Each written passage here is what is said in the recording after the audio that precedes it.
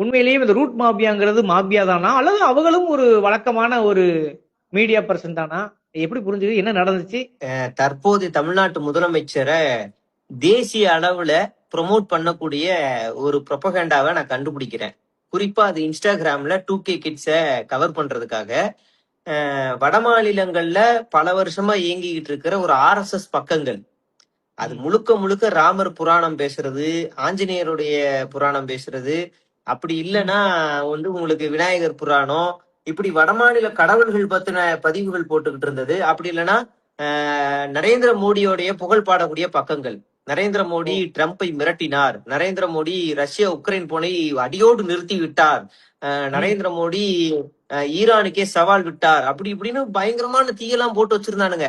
ஆனா இந்த பக்கங்கள்லாம் இப்ப கம்ப்ளீட்டா என்ன ஆயிருக்குன்னா, டிவிகேவுக்கு விஜய்க்கு வந்து ப்ரொபகண்டா பண்ண ஆரம்பிச்சிருக்கு. இங்க நடக்காததெல்லாம் அங்க ப்ரொபகண்டா பண்றான். எவனும் போய் அங்க ஃபேக்ட் செக் பண்ண மாட்டான் வட மாநிலங்கள்ல. இங்க வந்து விஜய் வந்து எல்லாருக்குமே TNPSC government exam NEET coachings வந்து எல்லாமே ஃப்ரீன்னு சொல்லிட்டாரு அப்படின்னு ஒரு அறிவிப்பு வருது. அதை காடா போட்டு வடமாநில இருக்குங்கள்ல பேஜ்ல எல்லாத்தையும் ப்ரொபகண்டா பண்றான். எப்படா இது, இந்த மாதிரி ஒரு அறிவிப்பு நம்மளே கேள்விப்பட்டது இல்லையே அப்படின்னு நம்ம உள்ள போய் பார்த்தா, தமிழ்நாட்டு முதலமைச்சர் விஜய் கடலில் லட்சக்கணக்கான ஆம குஞ்சுகளை விட்டார் அப்படின்னு ஒரு செய்தி. அப்படி ஒரு செய்தியை பார்க்கல. எப்படா இது சாத்தியம் இல்லாத ஒண்ணா இருக்கு அப்படின்னு இன்னும் உள்ள போய் பார்த்தா, பிஹெச்டி மட்டும் இவ்வளவு, டாக்டர்ஸ் இவ்வளவு, வக்கீல் இவ்வளவு படிச்ச ஆளுகள் முதல் முறையா தமிழ்நாட்டுல சட்டமன்றத்துக்குள்ள போறாங்க அப்படின்னு ஒரு ஃபேக் நியூஸ்.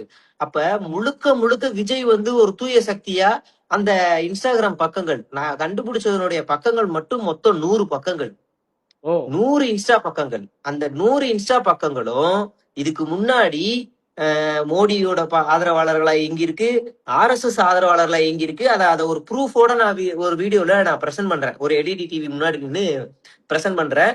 அதுல குறிப்பா கவர்மெண்ட் எக்ஸாம் எழுதுற ஸ்டூடெண்ட்ஸ், சென்ட்ரல் கவர்மெண்ட் எழுதுற ஸ்டூடெண்ட்ஸ் வந்து பாத்தீங்கன்னா யூபிஎஸ்சி வாலா, UPSC examination, UPSC world syllabus, இப்படி பேஜஸ் எல்லாமே இருக்கு.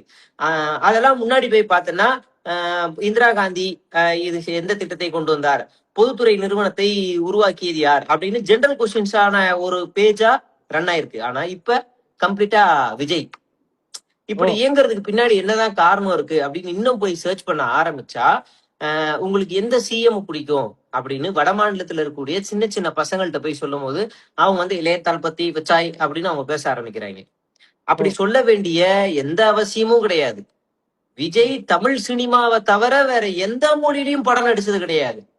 விஜய் மட்டும்தான் தமிழ் சினிமாவை தவிர்த்து வேற எந்த மொழியிலையும் படம் நடிச்சது கிடையாது. கெஸ்ட் ரோல் கூட பண்ணது கிடையாது.